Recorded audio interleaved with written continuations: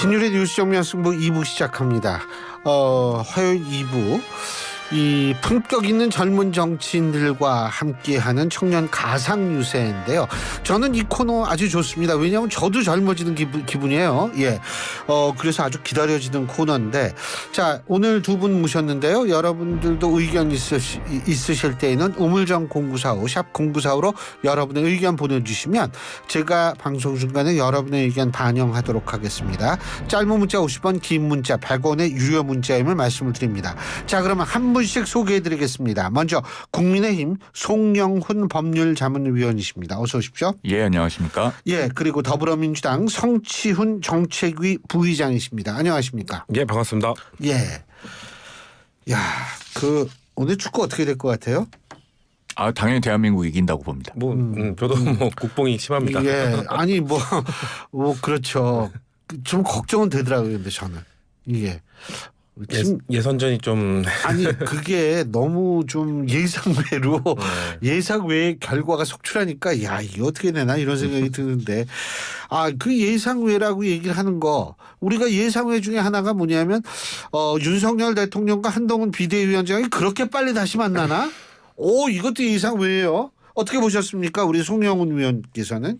이제는 당정 간의 이견 이런 부분들은 거의 다 이제 조율이 되고 해결이 된 것 같은 저는 그런 인상을 받았습니다. 앞으로는 그런 어떤 당정 간의 갈등이 공개적으로 표출이 돼서 총선에 악영향을 미칠 가능성은 거의 없을 걸로 그렇게 봅니다. 네. 어떻게 보세요? 저는 자꾸 봉합 이야기가 나오는데 동의가 안 되는 게 봉합이면 상처를 짠 다음에 안에 있는 상처 고름을 좀 걷어내야 되잖아요. 고름을 하나도 걷어내지 않았는데 왜 그냥 수술 부위 열고 그냥 보고 그대로 그냥 닫고 꼬맨 거거든요. 지금 저희가 볼 때는 왜냐하면 이 고름이 결국 모두가 알고 있지만 김건희 여사 명품백 수수 관련해서 어떻게 할 것인가. 근데 지금 결정이 아무것도 안 됐잖아요. 방송 대담도 지금 명확히 얘기를 안 하고 계시고 한들 거기서 과연 어떤 입장이 나올 것인가. 그래서 지금 어떻게 보면 저는 한동훈 위원장이 참 머리를 영악하게 잘 썼다. 시간을 많이 번 것 같아요. 그러니까 김건희 여사, 김경률 비대위원의 입을 빌려서 김건희 여사 리스크, 특히 명품백 수수에 관련돼서 뭔가 윤석열 대통령과의 차별화를 할 수 있는 발언을 딱 한 다음에 지금 윤석열 대통령이 방송 대담할 때까지 이제 시간을 번 거죠. 한동훈 위원장은 김경률 비대위원도 대통령실에서 방송 대담을 통해 무슨 입장 표명할 때까지는 마치 기다리겠다는 입장이니까 시간을 잘 번 거죠. 저는 그래서 매우 영악하게 하고 있다. 그렇게 보고 있습니다. 근데 이 부분 제가 이렇게 보면서 약간 지금 국민의힘 쪽에서도 이 과거에 이 사과가 필요하다라고 목소리를 내던 분들도 조금씩 방향을 바꾸는 것 같아요. 그러니까 이게 덫에 빠졌다 이런 거. 근데 법률가시니까 법률적으로 이게 문제가 있습니까? 이게 뇌물죄 이런 게 성립이 된다고 보세요? 일단 뇌물죄는 해당 사항이 없고요. 이게 김건희 여사 본인이 어떤 공무원이 아니잖아요. 일단 그리고 어떤 그렇다고 윤석열 대통령의 직무와 관련해서 어떤 직무 관련성을 갖고 이게 제공된 것도 아니고 그런 점에서 일단 뇌물죄는 성립의 여지가 없고 그다음에 제가 이제 여러 번 의견을 말씀을 드린 적이 있는데 청탁금지법 위반은 지금 대통령실의 설명대로라면은 김건희 여사가 영득 의사가 없다는 얘기도 들립니다. 영득 의사라고 하는 거는 쉽게 말하면 내 걸로 하려는 의사예요. 그래서 자기 것으로 향유하지 않고 그게 대통령 부부가 받는 선물에 준해서 별도로 관리되고 있다. 즉 개인은 향유한 적이 없다는 취지의 그런 설명을 하고 있기 때문에 그러면 청탁금지법 위반도 성립이 안 되죠. 다만 저는 이 문제가 법적인 평면만 봐서는 안 되고 정치적인 평면을 봐야 된다는 입장을 항상 가지고 있고 그런 점에서 대통령께서 입장 표명하시는 거는 필요하다고 생각을 해요. 다만 당에서 그거를 주장하셨던 분들의 세부적인 입장이 변화되었나 저는 변화되었다고 생각하지는 않습니다. 네. 지금은 대통령실에 공을 넘겨놓고 대통령실에서 판단하고 결정할 수 있는 그런 시간을 드린 거라고 봐야 되겠죠. 근데 어쨌든 지금 민주당 측에서 무슨 얘기를 하냐면 민생 얘기했다고 두 분이 만나서 민생 얘기했다고 그러면 민생에 도대체 무슨 얘기를 했는지 얘기를 해야 되는 거 아니냐. 왜 그 얘기가 안 나오느냐 이런 얘기를 하고 있는데 전 개인적으로 그러고서 제가 좀 굉장히 인상 깊었던 게 뭐냐면 밀실 정치 대통령 만나는 거는 다 밀실인가요? 어떻게 보세요? 밀실 정치까지 가는 건 좀 그렇다고 저도 좀 과한 부분이 있는데 깜짝 놀랐어요. 야 이걸 이런 정도까지 표현하는구나. 근데 민주당에서 지적하는 건 그런 것 같아요. 그러니까 157분 2시간 만찬 뒤에 37분 차담까지 했으니까 157분 동안 이야기를 했는데 뭔가 내놓는 게 그냥 민생에 관한 얘기를 했다. 그러면서 사진 한 장 보여준 거는 뭐 용산 창밖으로 보이는 저기가 어디다 저희가 설명한 걸로 보이는 사진 한 장 공개를 하고 그런 걸로 봤을 때 그래도 정부 여당이 만났는데 대통령과 여당의 비대위원장이 만났는데 그냥 만나서 밥 먹고 차 마신 거 말고는 민생 얘기 두루뭉실한 얘기만 하는 건 너무 포괄적이지 않나. 그리고 오히려 저희 민주당이 지적하고 싶은 거는 김건희 여사, 김경률 비대위원 뭐 수직적 당정 관계에 대해서는 언급 안 했다. 이런 얘기 안 했으면은 중요한 알맹이 다 빠졌다고 지적을 하는 거죠. 근데 그 원래 제가 알기로는 비대위원장하고 대통령의 만남 뭐 이런 거 당대표와 대통령의 만남 여기에서 사실은 민감한 문제를 거론하면은 이게 다 발언이 새나간다는 거예요. 언론에. 그래서 사실 문재인 정권 때도 마찬가지고 의도적으로 그런 얘기를 그런 장소에는 안 한다고 그러더라고요. 그럼 왜 만났냐는 거죠. 저희는. 아니 그러니까 상징적으로 싸웠다고 막 그러니까 그냥 봉합하려고 막 그러니까 우리는 잘 지낸다는 걸 보여주기 위해서 만난 거 아니냐. 그러니까 사실상 겉으로 보기에는 우리 그래도 화해했어. 보수 지지자분들 많이 놀라셨죠? 우리 괜찮아요라고 그냥 어필하려고 만난 거지. 진짜 민생을 논의하러 만났다는 게 아니라는 거죠, 저희는. 근데 어떻게 왜 얘기를 안 했을까요? 근데 대통령과 만나려면요 기본적으로 이제 프로토콜이 있지 않습니까? 그 대통령 또 여당 비대위원장 또 대통령 비서실장 정무수석 여당 원내대표 이 정도 되시는 분들이 한가한 분들이 아니잖아요. 그런 분들이 한 자리에 모여서 일정을 조율해서 만날 때는 일정만 조율하는 게 아니고 사실은 뭐 의제도 조율을 했을 거고 또 그 전에 또는 그 후에 포괄적으로 뭐 막전 막후에서 많은 대화가 있었겠죠. 그렇기 때문에 단순히 뭐 밥 먹는 모습을 보여주기 위해서 만났다. 이건 좀 과한 해석인 것 같고 그날 분위기나 뭐 그 회동 후에 전해진 바나 이런 것들을 종합해봐도 현재는 당정 간에 뭐 큰 이견이 있는 상태는 이제는 아닌 걸로 보입니다. 해소가 됐기 때문에 그런 만남을 2시간 반 이상 지속할 수 있었겠죠. 제가 또 궁금한 게 하나 있어요. 민주당 윤석열 대통령하고 이관섭 비서실장 고발했죠. 예. 그죠? 예. 근데 이게 고발이 의미가 없다는 걸 뻔히 알 텐데 왜 대통령까지 여기 했을까요? 이거 진짜 정치적 행위 아닌가요? 사실 이거 저번 주에 질문이 나왔었고 저도 그래서 대통령까지 이걸 넣는 거 그 당시 저번 주만 해도 민주당에서 대통령까지 넣을 것인가 뭐 비서실장까지 할 것인가 요거 고민하는 단계였는데 저는 대통령까지 가는 건 너무 이 정쟁으로 볼 수 있다. 정치적으로 목적이 가진 것으로 당연하죠. 너무 과도하게 해석할 수 있기 때문에 어차피 처벌도 못 하던데. 그렇죠. 어차피 밝혀낼 수도 없다고 봅니다. 네. 그렇기 때문에 그냥 이 문제에 대해서 그냥 다시 한번 이슈화 시키는 게 목적이었다면 다른 방법도 많거든요. 분명히 대통령이 이관섭 비서실장을 시켜서 한동훈 비대위원장에 사퇴하라고 요구했다. 요 팩트는 밝혀진 것이기 때문에 이거에 대해서 계속 문제 제기를 하는 것만으로 계속 상기시켜 주는 것만으로 충분히 국민들에게 저는 어필할 수 있다고 생각하는데 자꾸 저는 이것뿐만 아니라 뭔가 다 이 정치의 문제를 사법부로 이끌고 가는 거는 민주당도 지향해야 되고 국민들도 지향 너무 다 사법부로 가는 정치의 사법화가 너무 심해지고 있어서 그거의 또 일종이라고 봅니다. 이것도. 대통령 처벌 못 하잖아요. 못하죠. 네, 그러니까 제가 여쭤본 거예요. 예, 재직 중에는 일단 헌법상 형사소추가 안 될 뿐더러 이 사안은 사실은 공직선거법 위반도 아닙니다. 우리가 이제 당무 개입하고 선거 개입을 좀 많이 혼동을 하는데요. 그렇죠. 네, 맞아요. 선거 개입은 공직선거법 위반이 되죠. 그런데 대통령도 사인 그러니까 개인으로서는 정당의 당원이고 그 당의 운영에 대해서는 당원으로서 의견 개진을 할 수 있는 거예요. 그것까지 우리 공직선거법이 처벌 대상으로 삼고 있지는 않고요. 2015년에 그 박근혜 대통령이 배신의 정치를 심판해달라라고 했을 때 중앙선관위가 2015년 9월에 유권 해석을 그렇게 했습니다. 그 정치적 의견 표명으로서 선거에 영향을 미치는 행위를 볼 수 없어서 공직선거법 위반이 아니다. 그렇게 유권 해석했었거든요. 그래서 우리 성 부의장님 말씀하신 것처럼 이렇게 대통령까지 고발하는 거는 지나친 정치의 사법화를 부추기는 그런 감이 있죠. 이런 거야말로 사실은 그 이재명 대표가 퇴원하면서 그때 끝내자고 말했던 증오와 대결의 정치의 일환이 아닌가 저는 그런 생각이 듭니다.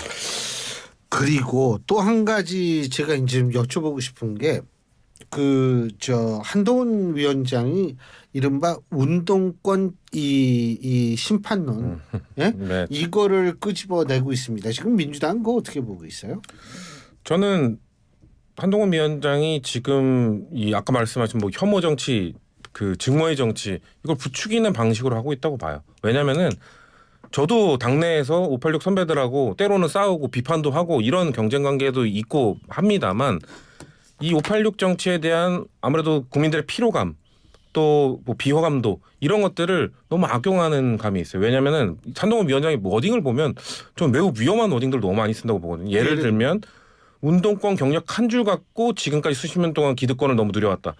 그렇게 뭔가 한 사람의 인생을 뭐 여러 운동권 출신들의 인생을 그런 식으로 평가하면 안 되거든요. 저희가 뭐 한동훈 위원장의 인생을 검사 경력 한 줄 갖고 지금 여당 비대위원장까지 올라 이렇게 평가하지는 않거든요. 그 인생 전체적으로 봐야 되는 건데 왜 그런 식으로 워딩을 하냐? 분명히 국민들이 갖고 있는 운동권 세대에 대한 피로감, 비호감도 이걸 악용하려는 걸로 보이는 거거든요. 그래서 저는 이런 운동권식 정치, 운동권 정치가 운동권 출신들이 누려왔던 기득권을 어떻게 타파할지를 이야기해야 되는데 마치 그 출신들은 다 나쁜 사람이야, 청산해야 되는 대상이야, 혐오의 대상이야 이런 식으로 몰고 가는 건 잘못된 정치라는 거죠.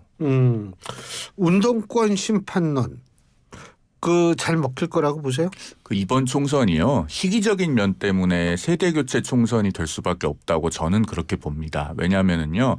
그 86세대 이제 처음에 정치권에 들어올 때는 그분들이 30대였기 때문에 386이라고 불렸죠. 그 386 젊은 피가 정치권에 처음 들어와서 국회에 본격적으로 입문한 게 2000년 16대 총선이 시작입니다. 그리고 대거 진입한 것이 2004년 17대 총선이고요. 그러면은 2000년 총선부터 시작하면 지금 24년, 2004년 총선부터 계산하면은 20년 이렇게 한 세대가 지났어요. 그래서 정확하게 사실 이번 총선이 한 세대가 교체되는 그런 지점에 와 있습니다. 그렇기 때문에 86 운동권 청산 이런 것들을 선거 아젠다로 제기할 수밖에 없는 거고요. 그다음에 물론 그분들의 민주화 운동에 기여한 부분도 있기 때문에 그런 부분도 일정 부분 평가를 받아야 되겠죠. 그런데 이미 그런 부분에 대해서 평가받아서 또 오랫동안 국회에 계셨고 권력을 누렸고 그러면은 그동안에 어떻게 했느냐를 갖고 이제 평가받을 때가 됐습니다. 정치권에 와서. 임종석 비서실장 같은 경우만 해도 지금 이제 중성동 갑이 또 뜨거운 지역구가 되지 않았습니까? 그런데 사실은 대통령 비서실장으로 있을 때 그 본인의 말대로라면은 잘한 게 없어요. 왜냐하면 울산시장 선거 개입 사건 본인은 모르는 일이라고 하시잖아요. 지금 본인은 관여되어 있지 않았다는 입장인데 그 문재인 청와대에서 여러분들이 그렇게 선거에 개입하는 행위를 하고 있을 때 본인은 비서실장인데 비서실에서 일어나는 일을 몰랐다는 겁니까? 말이 안 되잖아요. 그리고 통계 조작 예를 들면 황수경 통계청장 경질될 때 임종석 전 의원이 당시 대통령 비서실장이었어요. 그 청와대에서 통계 미리 들고 와보라 이렇게 했을 때 임종석 비서실장 몰랐다는 겁니까? 그러니까요. 지금 86세대는 한번 그동안의 정치적 공과에 대해서 평가 결산을 받아야 될 시점에 왔고 그게 이번 총선이라는 게 지금 국민의힘의 입장인 것이죠. 저는 임종석 실장이 뭐 저런 뭐 비서실장을 하는 동안 저런 과오들이 있지 않았냐라는 비판은 임종석 실장이 감내해야 되는 거라고 봅니다. 근데 아까 말씀드린 건 운동권 전체를 싸잡아서 이렇게 이야기하면은 그럼 기준은 어떻게 할 겁니까? 운동권 2000년대부터 시작했다고 했지만 지금 운동권 출신 중에 뭐 초선 의원도 있고 늦게 시작해서 재선한 사람도 있고 뭐 물론 24년 동안 6번 계속 공천을 받은 사람도 있고 임종석 실장 같은 경우는 2000년도부터 2008년도까지 16대 17대 국회의원하고 국회의원 16년 동안 못했어요. 비서실장 2012년에 사실상 그때 사무총장 하고 있을 때 한명숙 대표 때 그때 정치자금법 문제가 걸려서 그때만 해도 지금처럼 무죄 추정의 원칙을 하는 이 정당의 공천 허들이 이렇게 낮지는 않았죠. 그래서 임종석 실장 불출마 선언하고 사무총장직 사퇴까지 한 다음에 대법원까지 가서 무죄 받지 않았습니까? 그런 걸로 봤을 때 임종석 실장은 어떻게 보면 중간중간 이 고초를 겪었다는 거죠. 그렇기 때문에 좀 개인적으로 억울한 부분도 있을 거라고 보는 것이고 저는 그런 사람들 그렇다고 해서 배제하는 게 맞는 심지어 당 내에서도 나오고 있잖아요. 친문 출신, 뭐 운동권 출신도 그만 나와라, 불출마해라. 전 이런 식으로 당내에서까지 이야기가 나오는 거는 그분들은 전 민주당을 고립시키고 이재명 대표를 고립시키는 아주 나쁜 정치라고 생각합니다. 그 세대 포이론 이 운동권 심판론을 가지고 세대 포이론은 가능하다고 보세요. 다시 말해서 2030 플러스 60대 이상이요. 저는 이준석 전 대표가 예전에 말했던 세대포 이론하고는 조금 결이 다르다고 다르죠. 예. 그건 다르죠. 그러니까 소재가 다른 거죠. 포이는 하되. 예. 다르다고 생각하고 사실은 그 20대 30대 유권자들께서 굉장히 다양한 걸 많이 보시기 때문에 그 가장 까다로운 유권자라고 해야 될까요? 선택의 기준이 가장 높습니다. 그래서 웬만해서는 그분들의 마음을 얻기가 쉽지 않고 사실 선택지가 다 마땅치 않다 싶으면은 투표장에 안 가기도 하시는 분들이거든요. 그렇기 때문에 사실은 이건 국민의힘에 드리는 고언이기도 한데 그 86 운동권 청산 그 하나의 기치만 갖고는 2030을 투표장에 이끌어내고 국민의힘을 선택하게 만들기에는 불충분할 것이다. 다른 플러스 알파가 필요하고 그것들은 어떤 그 개별 세대를 겨냥한 정책 공약이라든가 또 지역 공약이라든가 그리고 무엇보다도 각 선거구에서요. 그 2030에 대해서 소구력이 있는 좋은 인물들이 공천이 돼야 됩니다. 그래야지 가능한 것이지 막연하게 86세대 청산만 갖고 세대 포위가 될 거다. 저는 그렇게 보진 않습니다. 저도 마찬가지로 민주당도 역시 지금 정권 심판론에만 기대고 있거든요. 그것만 기대해서는 안 되는 거고 또 2030 세대 특히 우리는 민주당이 사실 많은 갈등을 겪었거든요. 오히려 원래 젊은 층으로부터 지지를 받는 정당이었는데 젊은 층 특히 젠더 문제로 뭔가 좀 갈라졌을 때 다른 선택을 하는 이런 그 지지층에 대해서 뭔가 너네들이 잘못 생각해서 그래. 꼰대 마인드로 그들을 훈계하려고 하고 계몽하려고 하는 그 태도 딱 2030 세대가 제일 싫어하는 모습을 어떻게 보면 민주당이 지금까지 보여줬거든요. 그런 태도를 바꾸지 않으면 아무리 민주당에서 뭐 청년 정책 뭐 아니면 뭐 청년 후보 이렇게 내세워 봐도 2030 세대가 너네들 딱 2030 세대 부모 세대가 지금 딱 운동권 560, 5060 지금 민주당의 주축 세대 아닙니까? 그 꼰대 마인드 안 버리면은 우리 너네 지지할 생각이 없더라는 메시지를 계속해서 경고음을 보내주고 있는데 전 당에서는 아직 이거를 위기 의식을 잘 못 느끼는 것 같아요. 네. 근데 지금 이 운동권 심판론에 대해서 29일 날 저희 방송에 출연한 29일이 언제죠? 그저께인가? 어제입니다. 어젠가요? 네. 신평 변호사가 어떤 말씀을 해주셨냐 하면 이 정치 테러의 빈번한 발생이 정치적 양극화와 관련이 깊고 이 정치적 양극화와 또 이 운동권 세력의 존속을 둘러싼 공방 그리고 검찰 수사가 진행되면서 정치권에 대한 검찰 수사가 진행되면서 여기에 대한 반감이 작용하지 않았나 이런 얘기를 했거든요. 다시 말해서 양극화의 기저에는 운동권 세력의 존속 여부에 대한 논란과 정치권에 대한 검찰 수사 이 두 개가 있어서 양극화가 더 되고 이것이 정치 테러가 발생할 수 있는 가장 중요한 토양이 됐다 이런 얘기를 하셨어요. 동의하십니까? 원인이 그것만 있겠습니까? 사실은 저희도 이렇게 각 당에서 나와서 정당의 입장을 대변하고 있지만 그래도 저희는 좀 젊은 사람들이라서 좀 점잖고 그래도 예의를 갖춰서 하려고 애를 쓰고 있는데 그동안에 우리 정치권에서 나온 뭐 논평 또 개별 정치인들의 발언을 보면 너무 날선 발언들이 많죠. 그나마 방송에 나오면은 좀 조심하시는데 유튜브에 가면은 자기 지지층을 이렇게 선동하기 위해서 더 과격한 언어들을 쓰시고 그런 게 지금 특히나 이제 SNS 시대가 되면서 점점 누적이 되어 왔어요. 그 운동권 세대만의 문제는 아닌 것 같고 물론 저는 그동안에 그분들이 해온 정치 방식에 있어서 책임이 크다고는 생각은 하는데 그것만 지적할 것은 아니고 그 증오 발언, 혐오 발언 그 갈등과 대결 어떤 그런 정치에 있어서는 여야가 다 같이 반성해야 될 문제라고 봅니다. 근데 이 테러 말이에요. 지금 이재명 대표에 대한 테러가 민주당은 그거죠. 이거 뭐 재수사해야 된다는 거죠.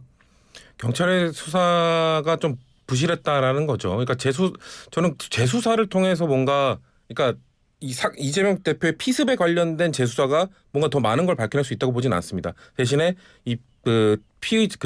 테러범에 대한 범죄자에 대한 뭐 신상 공개 부분 아니면은 그 변명문이라고 하는 그런 것들에 공개되는 부분 뭔가 수많은 의혹과 이런 음모론을 뭔가 계속 나오게 하는 그런 것들을 좀 해소시킬 수 있는 그런 것들을 좀 해줘야 된다라는 주장을 거기에 더 힘이 실려야 된다는 거고 그리고 경찰의 문제의식이 너무 허술하다. 이 범죄 자체를 너무 중대 범죄로 인지하고 있지 않은 그 경찰청장의 그 답변이 행안이 그 국회 질문에서 나오지 않았습니까? 그런 것들을 지적하는 거죠. 이게 얼마나 심각한 문제인데 중대 범죄가 우리는 그렇게 보지 않았다라는 경찰의 대답을 듣고 민주당은 더 화를 내고 있는 겁니다. 근데 배현진 의원 피습 사건과 비교했을 때 어떻게 경찰의 태도가 좀 다르다고 보세요? 어떻게 보세요? 글쎄요. 저는 크게 다른지는 잘 못 느끼겠고 야당이 주장하는 것 중에 그 변명문을 공개하라고 하는 것 있지 않습니까? 그거는 정말 공익을 위해서는 해서는 안 되는 주장이라고 저는 생각을 합니다. 왜 그러냐면요. 이게 이게 예전에 그 미국의 유나버머라고 그 연쇄 유나버머 폭탄 유명하죠. 기억하시죠? 예. 그 시어도어 카진스키. 예. 그 카진스키가 한 10년 정도 연쇄 폭탄 테러를 하면서 예. 나중에는 그 자기 테러 선언문이 있지 않습니까? 예. 그걸 그 뉴욕타임즈에 보내서 공개해달라고 그랬죠. 예. 그래서 뉴욕타임즈가 공개는 안 하고 이제 워싱턴 포스트가 공개를 했는데 그걸 그렇게 하니까 나중에 2011년에 그 노르웨이 테러범 브레이비크가 그 사람도 자기가 무슨 테러 선언문을 공개하고 뭐 그렇게 했었어요. 그러니까 모방 범죄가 생긴다는 겁니다. 그러니까 이게 정치 테러범을 무슨 변명문을 세상에 공개해주고 신상 공개를 해서 이름도 알려주고 이렇게 되면은 자칫 잘못하면 그 사람의 영웅시되는 수가 있어요. 그러면은 다른 정치인에 대한 연쇄 테러 그런 모방 범죄를 부추길 우려가 있기 때문에 저는 다른 건 모르겠는데 정말 그 변명문 공개하라는 얘기만큼은 공익을 위해서는 좀 자제해야 될 주장이라고 생각합니다. 민주당 주장이 그래서 전체 공개 말고 그러면은 이 관련 상임위 국회의원들이라고도 조회를 할 수 있게 해달라. 그 내용을 보고 막 갖가지 의혹들이 있는데 그 의혹들이 아니라는 걸 확인만 해도 그 사람들이 나가서 아 우리 여야가 같이 입회하에 뭔가 봤는데 국민 여러분들이 적극자는 그런 내용까지는 없었습니다. 이 정도만 해도 그런 수많은 의혹, 음모론들 잠재울 수 있다는 거죠. 그리고 저는 공개를 하든 안 하든 모방범죄라는 거는 이 정도 정치적 이슈가 발생하면 무조건 발생할 수밖에 없기 때문에 모방범죄를 줄이기 위한 대책을 마련하는 게 중요하지 변명문 자체의 공개 여부에 따라서 모방범죄가 드러나고 줄어들고 전 그거는 연관성이 과연 있을까? 라는 생각이 있습니다. 국민의힘 내부에서 배현진 의원 피습 사건에 대한 어떤 의혹 같은 거 없다고 보세요? 일단은 지금 소년범이잖아요. 예. 미성년자이기 때문에 경찰도 수사사항을 공개해주기가 어렵다는 입장이고 예. 또 이 피의자가 미성년자이기 때문에 저도 언급하기가 좀 조심스러운 부분이 있습니다. 그래서 이 부분은 사실 경찰이 어떤 최종적인 수사 결과를 발표할 때까지 조금 지켜보는 게 좋을 것 같다는 생각이 듭니다. 예, 잘 알겠습니다. 자, 두 분 말씀 오늘 여기까지 듣겠습니다. 고맙습니다. 감사합니다. 감사합니다. 예, 지금까지 국민의힘 송영훈 법률자문위원 그리고 더불어민주당 성치훈 정책위 부의장 두 분과 함께했습니다.